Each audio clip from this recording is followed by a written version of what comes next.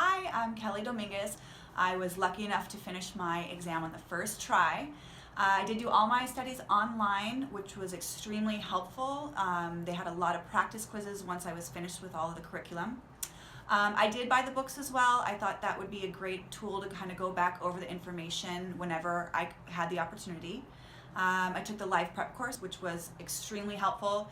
It really helped take your nerves away. It helped you as to what to expect on the test and to really look at it as a test and not a study of all the information that was covered. If I had a tip, I would say don't be intimidated about what's in the subject matter.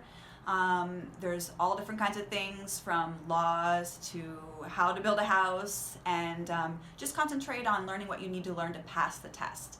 Once you pass the test, then you're set, and you don't have to worry about all that information anymore.